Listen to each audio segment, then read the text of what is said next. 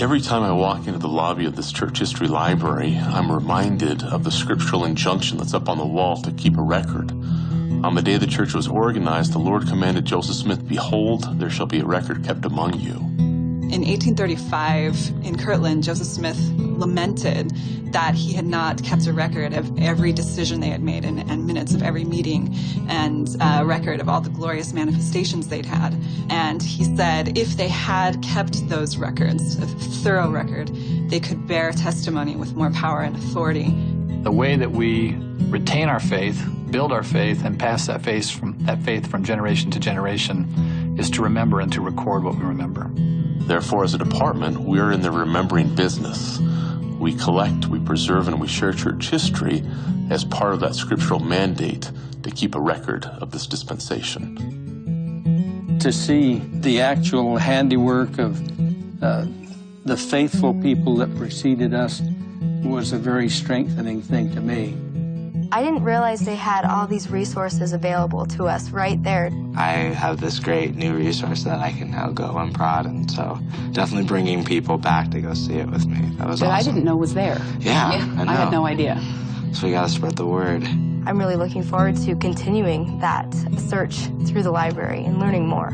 The kinds of things that the church history department is interested in collecting include everything from personal journals, which could include missionary journals, oral histories, pioneers in a specific region, artifacts that help bear testimony of the church and its truthfulness. One of my favorite things that I learned about was a gold watch that Joseph Smith gave to Eliza R. Snow in 1842. Eliza was called as the secretary of the Nauvoo Relief Society, and part of her responsibility was to keep track of the time, but she didn't have a watch. So he gave her his gold pocket watch.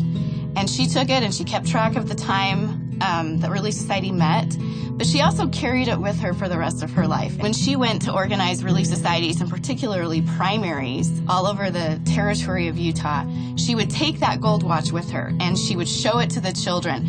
They grew up saying that they had held the gold watch of Joseph Smith and that they knew he was a prophet. When you begin with a story about Joseph Smith and share your testimony, and then you say, "And here's his watch," it serves as evidence of the story that you're sharing.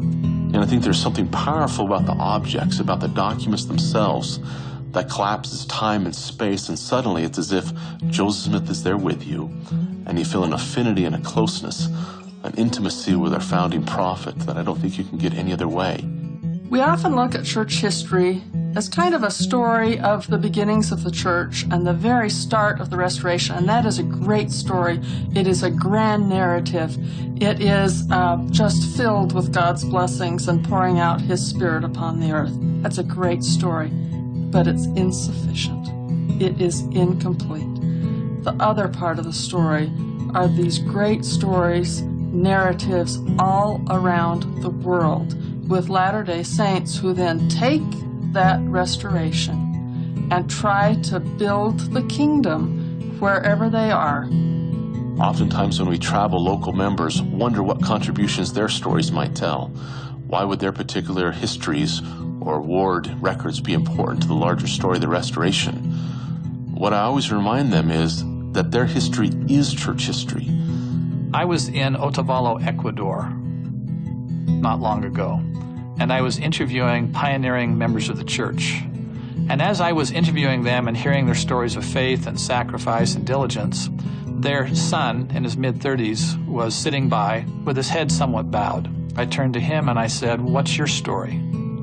Slowly his head came up, and as his head came up, I saw tears dripping down his cheeks. And he looked at me and he said, "All my life, I have looked to the pioneers of North America as my examples. I've admired their faith and their sacrifice and their diligence. Now today, for the first time in my life, I realize that we have pioneers right here in our village, and that they're my parents." That's the kind of understanding we want members of the church to have throughout the world, that the church and its history are very important everywhere, and that the history of the church is the history of individual members, and that each member needs to collect and preserve and share that history so that it will not be lost. Everybody has a history, and everybody's history matters, to them and to the communities in which they're a part.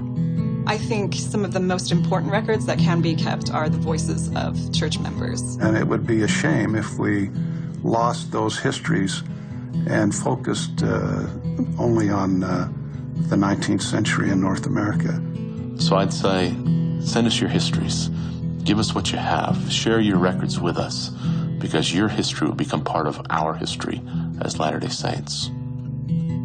I served a mission in Spain. I'm part of history, actually.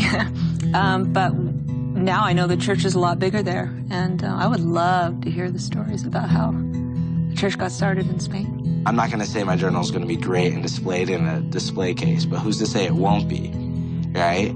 And because I'm the very first member of my family, and that's a huge part of like my family history and our history in the church. We can learn from history to make our lives better. We don't have to repeat mistakes that have been made in the past. The Lord, or through his prophet Moroni, commands us to remember all the good things that Heavenly Father has done for his children. So I think there's very sacred reasons why he wants us to remember, but more than anything, I think it's so we stay close to our Father in heaven and have gratitude. Tying it to the story, tying it to the testimony is always more effective. The Spirit can only bear witness of truth. And if the truth is being manipulated just so that it can be more dramatic and more affecting, then that's the Spirit can't bear witness of something unless it is true. And sometimes that's a rocky past. Sometimes it's not smooth. Sometimes it's thorny. But I think those rocks and thorns and unsmooth places really teach us what it means to come into Christ. And when you are authentic, when you get the real thing, visitors or viewers know it. Oftentimes people want to study history only with their minds. I think they don't fully understand it unless they also plumb it with their hearts. What we're doing is simply not a clerical job. It's a life-saving job, and we firmly believe that by collecting and preserving and sharing history, we help our brothers and sisters make and then keep sacred covenants. I also hope that they come away with an ability to use that reference point in the past to gain a new perspective on the present. So that when they leave, they reflect on the good things that the Lord has done for them, and they think about their relationship to their Heavenly Father in a very personal way. And I love that church history offers so many different examples, so many different options of how people have embraced and become Latter-day Saints. There's a never-ending parade of people who march across our history and show what it means to be Christ-like.